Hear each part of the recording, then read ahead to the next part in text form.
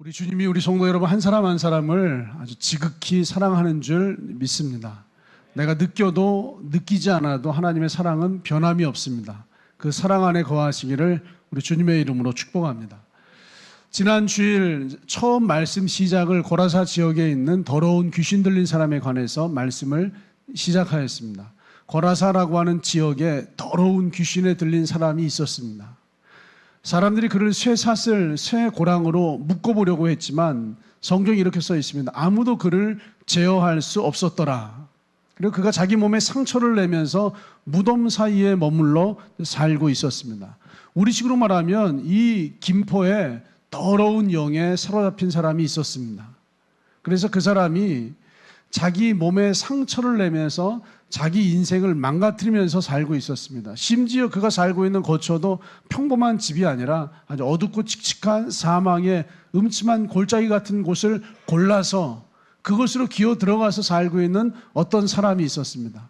많은 사람들이 그 사람이 사는 것이 안타까워서 권면하고 말씀하고 지도하고 사랑과 은혜로 말씀을 전하였지만 아무도 누구의 말도 듣지 않는 가족의 말도 교우들의 말도 목회자의 말도 지인들의 말도 누구의 말도 듣지 않아서 아무도 그를 제어할 수 없고 통제할 수 없고 돌볼 수 없는 그런 사람이 살고 있습니다. 우리 주변에 그런 사람이 있을 수 있죠. 정말로 사랑하는 마음으로 지도하고 권면하려고 하지만 그 말을 듣지 않습니다. 저렇게 살면 안 되는데, 저렇게 살면 인생이 망가지는데, 저렇게 살다가 큰일 나는데, 안타까운데, 장래가 있는데, 아직 젊은데, 좀 해볼 만한데, 그런데 그 사람이 좀처럼 말 듣지 않고 자기 인생에 누가 봐도 스스로 상처를 내면서 자기 인생에 누가 봐도 스스로 인생을 망가뜨리면서 오늘의 전부인 양 그냥 그렇게 사는 사람들이 있습니다. 어쩌면 그게 나일 수도 있고 내 가족일 수도 있고 내 주변에 있는 누군가일 수도 있습니다. 이 부분에 대해서 지난주에 말씀을 나누었죠. 그리고 이제 한 가지 더 말씀을 묵상해 보았어요. 근데 그 사람은 어쩌다가 그 더러운 귀신에 들렸을까요? 우리 지난주에 말씀 나눴습니다. 이 사람이 자기 인생을 그렇게 망가뜨리고 싶었겠어요? 자기 인생을 이렇게 상처내고 싶었겠어요? 자기 인생 누가 무덤 속에 거처를 짓고 살고 싶겠어요? 그 사람도 건강해지고 싶고 그 사람도 온전해지고 싶고 그 사람도 바르게 반듯하게 살고 싶은 마음이 있었을 텐데 도대체 그 사람은 어쩌다 무덤 속에 들어가게 되었을까요? 그래서 성경에 써 있는 것처럼 그가 더러운 귀신에 들렸다라고 써 있어요. 그가 더러운 귀신, 더러운 영, 악한 영에게 사로잡혀 있다라고 써 있습니다.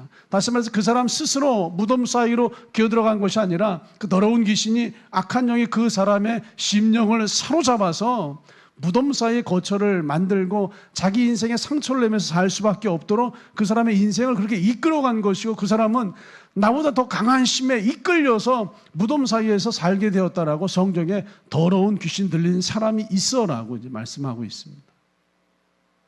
어쩌다가 그렇게 더러운 귀신에 어쩌다가 그렇게 악한 영에게 사로잡혀서 인생이 끌려가게 되었을까요? 어쩌다가 자기 인생에 상처를 내면서 어쩌다가 자기 인생을 망가뜨리면서 어쩌다가 누구의 말도 듣지 않고 누구의 권면도 듣지 않는데 그렇게 내 고집대로 내 마음대로 그냥 그렇게 인생을 살게 되었을까요? 그게 나일 수도 있고 내 주변에 있는 사람일 수도 있고 누군가일 수 있습니다. 아무의 지도 권면도 듣지 않으면서 자기 뜻 고집대로 자기 인생을 망가뜨리면서 섭을 지고 불 속에 뛰어들어가 살고 있는 그런 사람들이 우리 주변에 있습니다. 한번 묵상해 보세요. 한번 생각해 보세요. 도대체 어쩌다가 그 사람이 그 악한 영에게 사로잡히게 되었을까요? 어쩌다가 그렇게 고집스러운 마음에 사로잡히게 되었을까요? 어쩌다가 그 사람은 그 무언가에 그렇게 사로잡히게 되었을까요? 어쩌다가 자기 인생에 상처를 내고 자기 인생을 망가뜨리는 그러한 마음의 상태를 갖게 되었을까요? 영화 속에서 보는 것처럼 갑자기 악한 영이 훅 하고 찾아와서 순식간에 그 사람의 마음을 휘어잡고 어떻게 이끌어가고 이런 건 영화일 뿐이에요, 여러분. 인생을 살면서요, 갑자기 눈이 돌아가고 인생이 뒤집어져서 한순간에 그 찰나에 그런 일 잘 벌어지지 않습니다. 근데 이 사람은 어쩌다가 악한 영에 사로잡혀 인생을 망가뜨리게 되었을까요? 이 부분에 대해서 진지하게 묵상을 해봤어요. 어떻게 시작되었을까? 어떻게 인생이 망가지는 그 악한 마음, 인생이 망가지는 그런 마음의 상태, 누가 봐도 그건 아닌 것 같은데 그 마음에 어쩌다가 사로잡히게 되었을까? 여러분 성경 고린도전서 12장 12절 말씀이 이렇게 선포합니다. 우리가 세상의 영을 받지 아니하고 오직 하나님으로부터 온 영을 받았으니 이는 우리로 하여금 하나님께서 우리에게 은혜로 주신 것을 알게 하려 하심이라. 여러분 이렇게 써 있어요. 오직 하나님으로부터 온 영을 받았으니 이는 우리로 하여금 하나님께서 우리에게 은혜로 주신 것들을 알게 하려 하심이라. 하나님으로부터 온 영을 받으면 우리의 삶에 있는 하나님의 은혜를 알게 된다라고 말씀하고 있습니다. 여러분의 마음이 하나님의 영으로 지배를 받으면, 여러분의 마음이 하나님의 영으로 채워짐을 받으면, 여러분의 마음이 하나님에 관한 것들로 여러분 충만케 되어지면 하나님이 은혜로 주신 것들을, 하나님에 관한 것들을 하나님에 대해서 알게 된다라고 말씀하고 있습니다. 여러분 알게 하다라고 하는 이 단어가 중요해요. 이 알게 하다라고 하는 단어가 헬라어 에이돈입니다. 이 어떤 뜻이냐면 바라보다, 주목하다, 알아채리다라고 하는 뜻이에요. 알게 하다, 바라보다예요. 알게 하다, 주목하다예요. 알게 하다, 알아차리다예요. 하나님에 관한 것을 주목하게 됩니다. 하나님의 영이 내 마음에 들어오면 하나님에 관한 것을 바라보게 됩니다. 하나님의 영이 내 마음 안에 들어오면 하나님에 관한 것들을 관심을 갖기 시작을 합니다. 그런데 반대로요, 세상에 관한 영이 내 안에 들어오면 세상에 관한 것을 바라보게 됩니다. 세상의 영이 내 마음에 들어오면 세상 것들을 주목하게 됩니다.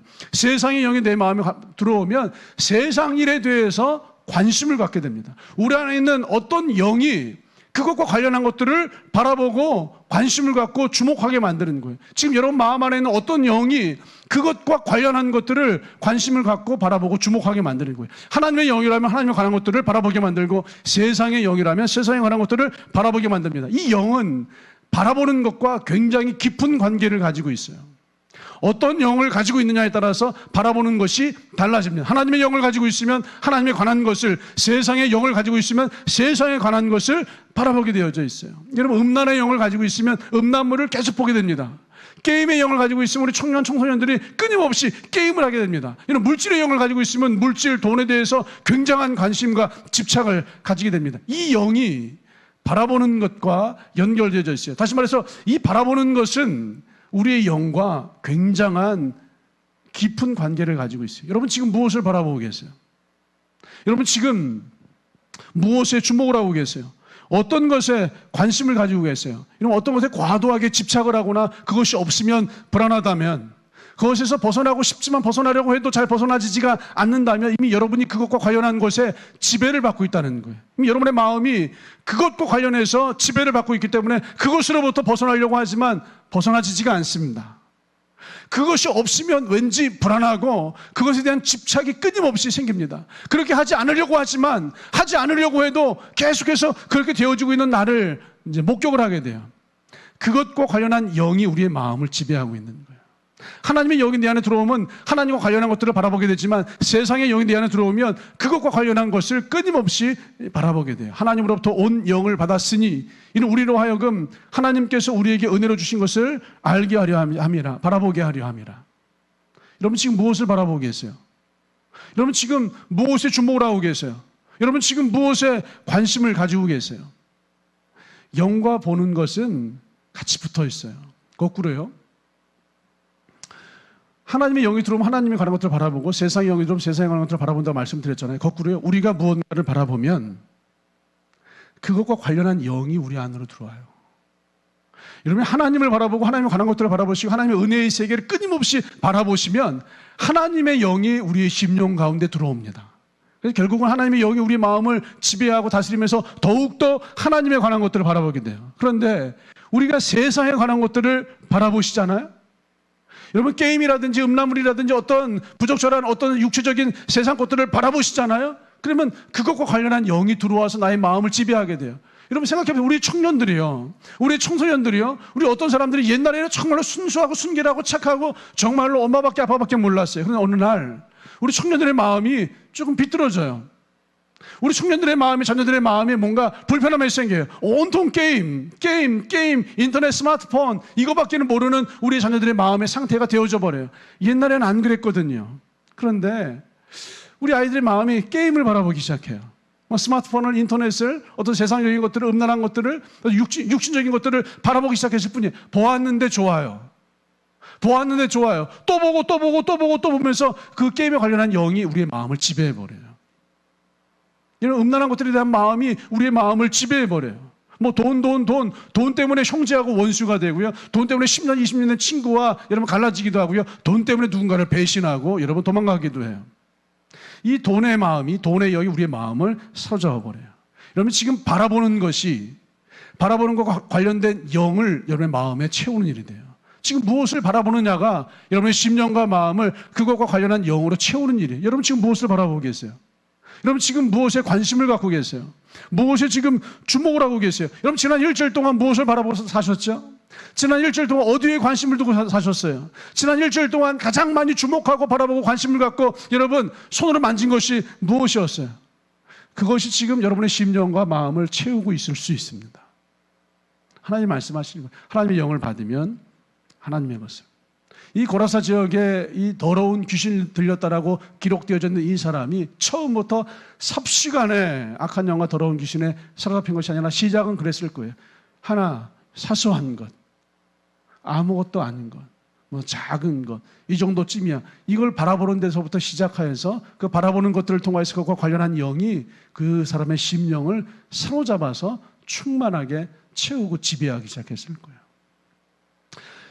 영은요, 하나님의 영, 하나님의 마음이 들어오는 건 마치 물방울 두 개가 합쳐지는 것 같아요. 여러분 유리창에 이제 물방울이 하나가 쪼르르 이렇게 흘러내려오잖아요. 하나만 흘러내려올 때 옆에 보면 또 다른 물방울이 쪼르르 흘러내려와요. 그걸 가만히 보시면 물방울 두 개가 쪼르르 흘러내려오다가 가까이 오면 갑자기 두 개가 탁 합쳐져서 더 큰 물방울이 돼서 이제 흘러내려오고 또 옆에 있는 것도 또 합쳐지고 더 커지고 합쳐지고 더 커지고 이런 거 본 기억들이 계시죠? 우리 마음 안에 어떤 것을 이제 바라봐요. 이걸 가만히 바라보죠. 이걸 바라봐요. 내가 관심을 갖고 내가 바라보는 것. 근데 우리의 대적, 우리의 원수, 우리의 사단은요, 우리가 바라보는 것, 우리가 관심을 갖고 있는 것을 주목해요. 그리고 우리가 관심과 갈망을 가지고 있는 어떤 것들에 대해서 그것과 관련되어진 어떤 영이요, 이것과 합쳐져서 우리의 마음에 대한 지배력을 넓히기 시작해요.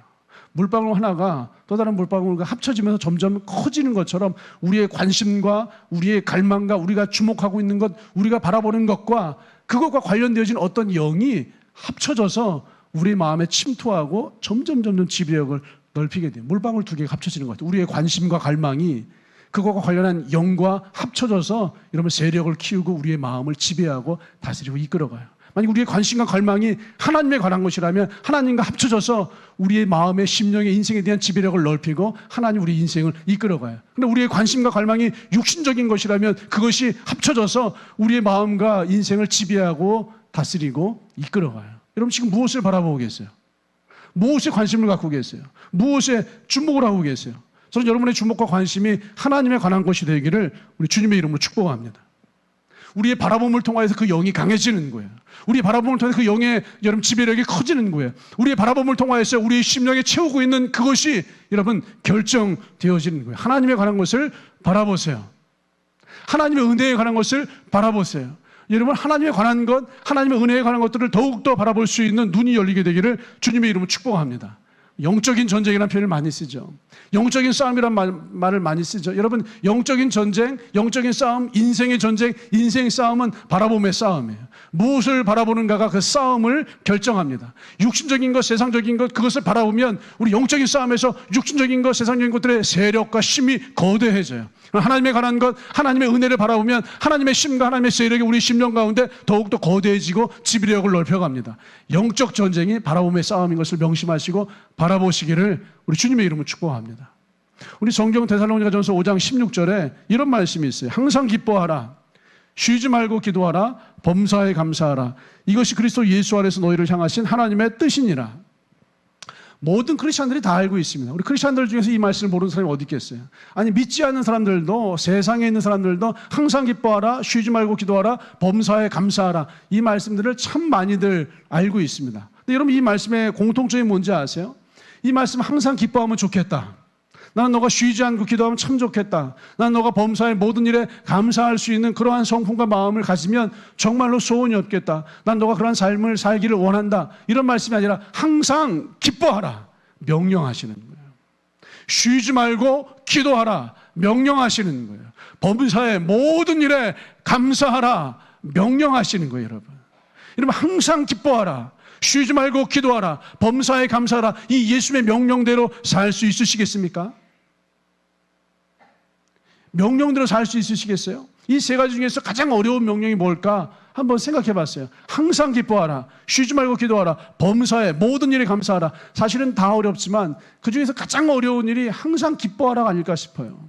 여러분 쉬지 말고 기도하라. 의지적으로 어떻게 기도해 볼 수 있겠어요? 모든 일에 감사하라. 그래요. 감사해요. 감사해요. 감사합니다. 고백할 수 있겠어요. 그런데 항상 기뻐하라. 항상 웃으세요, 여러분. 슬프고 괴롭고 어려울 때도 여러분 너 웃어! 라고 명령하세요. 너 웃어! 여러분 정말로 눈물 나오는 상황에서 주의 명령하시는 거예요. 너 웃어! 여러분 이게 웃는 건요, 기뻐하는 건요, 진짜 웃을 만한 일이 생기고 기뻐할 만한 일이 생겨야지 자발적으로 웃는 거지, 너 웃어! 라고 명령한다고 해서 억지로 웃을 수 있는 게 아니잖아요. 너 기뻐해! 명령한다고 해서 억지로 기뻐할 수 있는 게 아니에요. 여러분 의지적으로 웃을 수가 없어요, 여러분. 정말 마음이 슬퍼서 눈물이 나는데 너 웃어! 너 기뻐해! 정말 내 속상해서 눈물이 나는데 의지적으로 웃으려고 해서 웃어지는 게 아니라고요. 근데 주님 말씀하세요. 기뻐하라. 명령하시는 거예요. 그것도 심지어 항상 기뻐하라요. 좋은 일이 있고 나쁜 일이 있고 상황이 좋건 나쁘건 슬프건 괴롭건 고통스럽건 문제가 있건 수렁에 빠졌건 항상 기뻐하라 이거예요. 항상 기뻐할 수 있겠어요? 여러분 항상 기뻐할 수 있겠어요? 이제 6월 5일 날 우리 결혼식이 있잖아요. 최진수 장로님 이제 최주진 자매가 이제 그 결혼식이 있잖아요. 검은 머리가 팥뿌리가 될 때까지 기뻐하시길 주님의 이름으로 축복합니다. 라고 우리 많은 주례사들이 결혼식장에서 늘 이렇게 얘기해요. 근데 여러분 자 이제 보이는 손 말고 마음의 손만 들으세요. 나는 결혼한 이후 지금까지 항상 기뻐하는 아내와 기뻐하는 남편과 함께 살고 있다. 손을 들어보세요. 네, 할렐루야. 왜 웃으시죠? 네. 웃을 일이 아닌데 왜 웃으시죠? 항상 기뻐하는 삶이 이렇게 어려운 삶이에요. 제가 묵상을 해봤어요. 그런데 이렇게 어려운 삶이에요? 불가능한 삶이에요? 여러분 잘 마음으로만 고르세요. 항상 기뻐하라가 어려운 삶이에요? 그래서 해보면 되긴 되겠는데 어려운 삶이에요? 완전히 불가능한 삶이에요. 이게 사실 불가능한 삶이에요. 인간적으로 항상 기뻐하는 삶은 불가능한 삶이에요. 그런데 하나님께서 항상 기뻐하라 명령하셨어요. 저는 하나님의 말씀을 믿습니다. 하나님께서 우리에게 항상 기뻐하라라고 말씀하셨다면 우리의 인생은 항상 기뻐할 수 있는 그런 비밀을 가지고 있는 인생이에요. 하나님께서 우리에게 항상 기뻐하라라고 말씀하셨다면 하나님에게 우리가 항상 기뻐할 수 있는 비밀이 있습니다. 항상 기뻐할 수밖에 없는 비밀을 하나님이 가지고 있어요. 그게 바라봄이에요. 여러분 지금 무엇을 바라보세요? 내가 무엇을 바라보느냐에 따라서 항상 기뻐할 수 있고 무엇을 바라보느냐에 따라서 기뻐하지 않을 수도 있습니다. 하나님 말씀하시는 거예요. 그 상황 속에 숨겨져 있는 하나님의 일하심, 하나님의 역사하심, 하나님의 은혜를 바라보라 이거예요. 어떤 상황이 딱 펼쳐져요. 이 상황이 펼쳐지면 대부분의 사람들은 아우 큰일 났다. 왜 큰일이 났을까요? 안 좋은 상황이 보이잖아요. 어떤 상황이 펼쳐지면 대부분의 사람들은 안 좋은 상황을 바라봅니다. 좋지 않은 상황을 바라봅니다. 큰일 났다. 문제다. 그게 왜 문제일까요? 안 좋은 상황을 바라보잖아요. 좋지 않은 상황을 바라보잖아요. 어렵다. 힘들다. 고통스럽다. 왜 어렵고 힘들고 고통스러울까요? 안 좋은 상황을 바라보시잖아요. 좋지 않은 상황을 바라보시잖아요. 근데 하나님은요. 항상 기뻐하라 이거예요. 어떻게 항상 기뻐할 수 있죠? 우리 눈에는 안 좋아 보이는 그 상황, 그게 전부 다가 아니라 그 이면에 보이지 않는 어떤 새로운 상황이 있어요. 우리 눈에 보이는 건 안 좋은 상황이지만 사실은 이게 전부가 아니에요. 그 상황 속에는요, 우리 눈에 보이는 안 좋은 상황만 있는 것이 아니라 하나님이 나타내시고자 하시는, 하나님이 역사하고자 하는 하나님의 은혜로운 상황이 있어요. 여러분 아시죠? 하나님은 좋은 목자이시잖아요. 하나님은 선한 목자이시잖아요. 좋은 목자, 선한 목자가 여러분 나쁘고 악한 걸 주시겠어요? 좋은 목자, 선한 목자가 좋은 것, 선한 것을 주시겠어요? 우리가 믿는 예수님은 좋은 목자이십니다. 우리가 섬기는 하나님의 아버지는 참 좋은 목자이십니다. 근데 오늘 내가 만난 이 상황, 내 눈에는 안 좋은 것이 보이지만 이 상황을 허락하신 분이 하나님이시라면 하나님은 내 눈에 안 좋아 보이는 이 상황 속에 하나님께서 감춰 놓으신 항상 기뻐할 수밖에 없는 비밀스러운 상황이 담겨 있을 거예요. 인생은요, 내 눈에 보이는 게 전부 다가 아니에요. 그냥 내 육신의 세계, 현실적인 세계와 하나님의 세계 보이지 않는 게 있을 거예요. 이런 게 아니고요. 진짜 이 세상 인생은요, 눈에 보이는 것과 눈에 보이지 않는 것이 늘 공존합니다. 어떤 사람들은 눈에 보이는 것만 바라보고 살고요. 어떤 사람들은 눈에 보이지 않는 것도 보면서 살아요. 특별히 믿음의 사람들은 현실적인 것들도 보지만 현실 그 속에 감춰져 있는 하나님의 일하시는 비밀스러운 은혜의 세계를 바라보고 있어요. 여러분, 눈에 보이는 것과 눈에 보이지 않는 것이 있어요. 눈에 보이는 것 어떤 것들이 있죠? 지금 저의 모습이 눈에 보이는 거예요. 그럼 눈에 보이지 않는 것들이 있어요. 대표적으로 우리 청년 학생들이 좋아하는 베스킨라빈스라고 하는 아이스크림 브랜드가 있습니다. 이런 베스킨라빈스라고 하는 아이스크림 브랜드를 한번 생각해 보세요. 한번 보여주시겠어요? 이 베스킨라빈스 아이스크림 브랜드에는요, 눈에 보이는 것과 눈에 보이지 않는 게 있어요. 눈에 보이는 게 뭐죠? 베스킨라빈스라고 하는 이제 로고예요. 저 로고가 눈에 보이시죠? 근데 저 아래는요, 너무나 쉽지만 눈에 보이지 않는 이 업체를 상징하는 숫자 2개가 써 있어요. 보이시죠? 31이라고 하는 숫자가 써 있어요. 어떤 이들은 저걸 얼핏 보면서 그냥 보이지 않는 걸로만 끝낼 거예요. 근데 저 안에는, 보이는 걸로만 끝낼 거예요. 근데 저 안에는 보이지 않는 것도 기록되어져 있다고요. 사실은 기업의 CEO는 보이지 않는 31을 통하여서 이 기업의 정체성을 우리 많은 소비자에게 홍보하고 있을 거예요. 페덱스라고 하는 기업이 있어요. 세계적인 운송업체죠. 그러니까 전 세계적으로 가장 빠르게, 가장 안전하게 무언가 물건을 보내주겠다라고 하는 페덱스라고 하는 업체 안에는요, 눈에 보이는 페덱스라고 하는 기업의 로고만 있는 것이 아니라 사실은 전 세계 가장 빠르고 안전하게 물건을 보내주겠다라고 하는 무언가 상징물이 다 기록되어져 있어요. 보이세요, 여러분? 전 세계로 가장 안전하게, 가장 빠르게 보내겠다라고 하는 상징성으로 화살표를 하나 딱 박아놨어요. 보이세요, 여러분? 이제 보이시는 분들 계시죠? E와 X 사이에 보시면 화살표가 딱 있잖아요. 저 화살표야말로 저 페덱스라고 하는 기업의 정체성을 담아놓은 저 기업의 진짜 로고예요. 이 작은 것 하나에도요, 보이는 것과 보이지 않는 것이 있습니다. 아직도 못 보셔서 어딨지? 하면서 계속 지금 화살표 찾으시는 분들이 계세요. 네. 이제 화면 지워주세요. 너무 저게 집중하시니까. 이 세상도요, 그냥 보이는 것이 있고 보이지 않는 것이 있습니다. 지금 내 눈에 보이는 이 상황이 전부가 아니에요. 내 눈에 좋지 않은 상황으로만 보이니까 절망이고 문제고 고통이고 통증이고 사망의 음침한 골짜기인데, 하나님은 그 속에 내가 못 보는 하나님이 뜻하신 바, 하나님이 일하시고 역사하실 은혜로운 것들을 담아 놓으셨어요. 그걸 바라보시기를 주님의 이름으로 축복합니다. 이걸 볼 것이냐, 이걸 볼 것이냐. 이런 바라보는 대로 인생이 사라집니다. 지금 무엇을 바라보고 계세요? 무엇에 관심을 갖고 무엇에 주목을 하고 계세요? 여러분, 인생의 싸움은요, 영적인 싸움은 보는 것의 싸움이에요. 내가 무엇을 보느냐가 인생을 결정해버려요. 내가 무엇을 보느냐가 항상 기뻐할 수 있는 상태를 결정해버려요. 오늘 말씀을 보세요. 요한복음 9장 1절에 예수께서 길을 가실 때 날 때부터 맹인된 사람을 보신지라 제자들이 물어 이르되 랍비여, 이 사람이 맹인으로 태어난 것이 누구의 죄로 인함이니이까? 자기니이까? 그의 부모니이까? 예수께서 대답하시되 이 사람이나 그 부모의 죄로 인한 것이 아니라 그에게서 하나님이 하시는 일을 나타내고자 하심이라. 제자들이 보는 것과 예수님이 보는 것이 지금 완전히 다르잖아요. 예수님이 길을 걸어가시다가요, 맹인된 사람을 봤어요. 소경한 사람을 봤어요. 태어날 때부터 앞을 보지 못하는 사람을 보았습니다. 그를 불쌍히 여기셨어요. 예수님은 소경을 보시면 그냥 지나가지 않으십니다. 예수님은 문제를 가진 사람을 보시면 그냥 지나가지 않으십니다. 이게 하나님의 마음이에요, 여러분.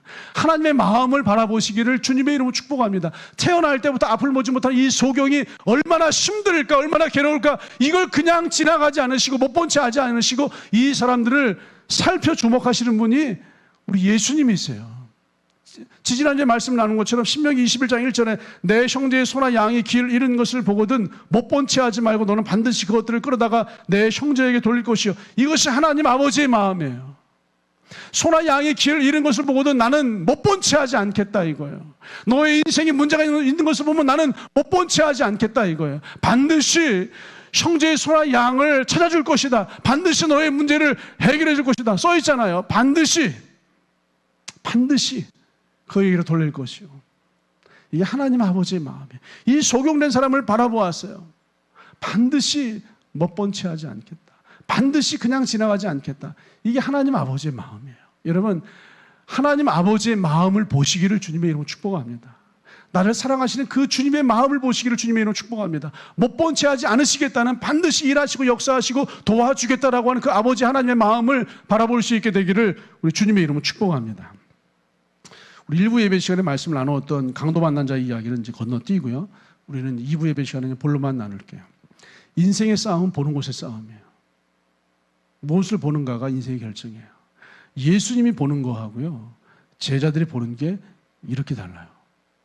제자들이요, 그 소경된 사람을 봤어요. 예수님, 도대체 누구의 죄 때문입니까? 이 사람이 지은 죄가 많아서 이 사람이 소경이 된 것입니까? 그 부모가 지은 죄가 많아서 이 사람이 소경이 된 것입니까? 제자들의 질문이 우리의 생각과 똑같아요. 제자들의 질문 속에 제자들이 바라보는 것이 있는 거예요. 제자들이 바라보았던 이 사람이 지은 죄가 많아서, 이 사람이 도대체 어떤 죄를 지었길래 소경이 되었을까? 이 부모가 지은 죄가 많아서 이 부모가 어떤 죄를 지었길래 이 사람이 소경되는 이 아픔 저주를 받고 태어났을까? 무언가 지은 죄가 있을 거라고 생각을 해요. 우리 한국 사람들이 가장 많이 하는 말이에요. 우리 부모님들이 가장 많이 하는 말이에요. 자식들이 잘 안 되면 내가 지은 죄가 많아서 니들이 이렇게 어려운가 보다. 우리 인생이 잘 꼬이고 풀어지지 않고 어려움이 있으면 내가 옛날에 잘못한 게 많아서, 지은 죄가 많아서 이렇게 잘 안 되나 보다. 지금 내가 지은 죄, 나의 행실, 나의 조건, 나의 삶을 자꾸 바라보잖아. 문제를 바라보잖아. 이 문제가 있는 건, 문제가 큰 건 내가 지은 죄가 많아서 이걸 바라보잖아. 이게 사람의 마음이에요. 이 마음은요, 우리 주님의 마음이 아니라 우리 악한 대적의 마음이에요. 근데 예수님은 지금 뭘 바라보고 있죠? 3절 말씀을 보세요. 예수께서 대답하실 때 이 사람이나 그 사람의 죄로 인한 것이 아니라 그에게서 하나님이 하시는 일을 나타내고자 하십니다. 그에게서 하나님이 하시고자 하는 일을 나타내고자 하십니다. 제자들은 도대체 어떤 죄를 지었길래 이런 저주를, 이런 아픔을, 이런 고통을, 이런 문제를 가지고 태어난 것입니까? 아니, 이 사람 지은 죄하고 아무 관련이 없어. 하나님이 하시는 일을 나타내고자 하십니다. 예수님이 바라보시는 건 뭐예요? 지금 이 문제 앞에서 하나님이 어떤 일을 하시려고 이 문제를 주셨을까? 하나님이 어떤 일을 하시려고 이 아픔을 주셨을까? 하나님이 어떤 일을 하시려고 이렇게 어려움을 주셨을까? 도대체 어떤 일을 하시려고 홍해를 주시고, 어떤 일을 하시려고 골리앗을 만나게 하시고, 어떤 일을 하시려고 이런 엄청난 태산과 같은 문제를 이 사람에게 주신 것일까? 사람들은 문제를 바라봐요. 도대체 이 홍해가 왜 내 인생에 있는 거야? 왜 내 인생에 골리앗이 있는 거야? 왜 내 인생에 웅덩이에 빠져서 노예를 팔려야 하는 거야? 왜 내 인생에 문제가 있고 아픔이 있고 고통이 있어야 하는 거야? 왜 내 인생에 내가 풀 수 없는, 내가 감당할 수 없는 태산과 같은 문제가 있는 거야? 내가 지은 죄가 많아서 그런가 보다. 이게 사람이 바라보고 있는 시선이에요. 그런데 예수님은 전혀 다른 말씀을 하시잖아. 아니, 하나님이 어떤 일을 하실까? 하나님이 하시고자 하는 일을 나타내려 하십니다. 여러분, 도대체 하나님이 어떤 일을 하시려고 하시는 걸까? 오늘 문제가 생겼어요. 아픔이 생겼어요. 아니, 어떤 상황과 형편이 생겼어요. 하나님이 하시려고 하는 일이 있구나. 하나님이 어떤 일을 하시려고 하는구나. 하나님이 역사하시려고 하는구나. 하나님이 또 은혜로 풀어내시려고 하시는구나. 그 일을 통해 주님께서 영광 받으시겠구나. 하나님이 하시는 일을 바라보면, 하나님이 은혜로 풀어내시는 일을 바라보면, 하나님이 역사하시는 일을 바라보면 항상 기뻐할 수 있지 않겠어요? 지금 어떤 문제를 만났을 때 이 문제 정말로 절망이다, 고통이다, 힘들다, 문제다, 어려움이다, 통증이다, 눈물이다, 괴로움이다, 아픔이다. 정말 내가 지은 죄가 많아서, 내가 조건이 안 좋아서, 행실이 나빠서 내가 이렇게 살아왔으니 어쩔 수 없지 뭐. 이렇게 바라본다면 얼마나 괴로움이겠어요. 그런데 그 똑같은 상황을 두고 예수님께서는 하나님이 하시고자 하는 일을 나타내고자 하십니다. 하나님이 어떤 일을 하시려고 한다. 지금 하나님이 너를 통해서 어떤 일을 하시려고 한다. 지금 하나님이 너를 통해서 어떤 일을 역사하려고 한다. 지금 하나님이 너를 통해서 하나님이 아니면 설명이 안 되는 기가 막힌 은혜로운 일을 펼치시려고 한다. 이야, 정말로 설레이고 기대가 되고 기쁘고 정말로 감격스럽고, 나는 너를 통해서 하나님이 하시는 일을 보고 싶다. 실로암 못에 가서 눈을 씻으라 말씀하시는 거 아니에요. 그리고 눈을 번쩍 뜨잖아요. 여러분, 눈을 뜨세요. 눈을 뜨고 하나님이 하시려고 하는 일을 바라보시기를 축복합니다. 지금 여러분, 인생은 보는 것의 전쟁이에요. 무엇을 바라보는가가 인생을 결정해버려요. 우리가 보는 대로 세상을 사는 거예요. 이 영적인 것은 바라봄을 통해서 시작되어지고, 영적인 것은 바라봄을 통해서 충만해지는 거예요. 지금 여러분 무엇을 바라보고 계세요? 지금 여러분 무엇에 주목하고 계세요? 지금 여러분 무엇에 관심을 갖고 계세요? 그 바라보는 것이 우리 인생을 결정합니다. 통증을 바라보세요. 고통을 바라보세요. 부작용을 바라보세요. 부족자란 것들을 바라보세요. 그렇다면 아무것도 할 수 없어요. 하지만 회복된 하나님의 은혜를 바라보세요. 그렇다면 항상 기뻐할 수 있지 않겠어요? 지난주에 우리 정혜진 권사님이 이제 수술하셨어요. 한번 기도해 주세요. 이제 처음에 일주일이라고 생각했는데 한 2주일 후에 정밀한 검사가 나와서 항암 치료를 해야 될지 또 혹시 다른 데로 전이가 됐는지 안 됐는지를 여부를 확인할 수가 있어요. 그래서 이제 내일이나 모레쯤 퇴원을 하고 그 다음 주에 이제 결과가 나옵니다. 기도 많이 해주시기를 부탁드리겠습니다. 수술하기 직전에 이제 의사들이요, 수술할 때 벌어지는 상황에 대해서 이제 환자에게 설명을 해요. 수술 후 있을 부작용에 대해서 환자에게 설명을 해요. 그러면요, 가슴이 그냥 철렁 무너져 내리죠. 어떤 자매님이 이제 서울대학병원에 수술을 했어요. 수술하기 전에 이제 의사가 이제 수술에 대해서 미리 설명을 하고 이제 수술을 하는 거예요. 그런데 수술 후에 있을 후유증에 대해서 한 100가지 정도 적혀 있는 종이 기록지를 주더래요. 뭐 이런 부작용이 있고 이런 후유증이 있을 수도 있습니다. 그리고 이제 이걸 잘 읽어보시기 바랍니다라고 딱 봤는데, 첫 번째, 수술 후 후유증으로 실명이 될 수도 있습니다. 수술 후 후유증으로 귀가 안 들릴 수도 있습니다. 수술 후 후유증으로 어디 몸에 이제 사지 마비가 올 수도 있습니다. 이런 게 쫙 적혀 있더라는 거예요. 우리 권사님 얘기가 아니고요, 어떤 다른 교회 다른 자매님 얘기예요. 얼마나 무서워요. 얼마나 무서워. 눈물 펑펑 흘리면서 내가 실명이 되고 내가 귀가 안 들리고 몸을 움직일 수도 없고 이거 수술을 받아야 되는지 말아야 되는지 얼마나 괴로워하는지 몰라요. 목사님 그랬대요. 자매님, 수술 후에 있을 부작용이 아니라 수술 후에 얼마나 건강해지겠어요. 얼마나 좋아지겠어요. 얼마나 행복해지겠어요. 그래서 잘 권면하고 기도하고 이제 수술을 받았다라고 해요. 그 이야기를 들으면서요, 이게 사람이에요. 이게 인생이에요. 인생은요, 수술이라고 하는 통증을 딱 앞에 두면요, 부작용을 바라보는 사람이 있어요. 수술 후에 이런 부작용이, 저런 후유증이, 눈이 멀고 귀가 안 들리고 몸을 움직일 수가 없고. 근데 여러분, 부작용을 바라보고 또 부작용을 바라보면 수술할 수 있겠어요, 없겠어요? 겁이 나서 못해요. 근데 대부분의 사람들이 이 통증이 있고 아픔이 있는데 이 통증과 아픔을 견디면서 수술을 하는 이유가 뭐예요? 수술 후에 회복된 상태, 수술 후에 건강해진 상태, 수술 후에 건강하고 일상으로 복귀하는 그 상태를 막연하게 기대하는 거예요? 믿는 거예요? 막연하게 수술하고 회복될 수도 있겠다. 수술하고 일상으로 건강에 복귀할 수도 있겠다.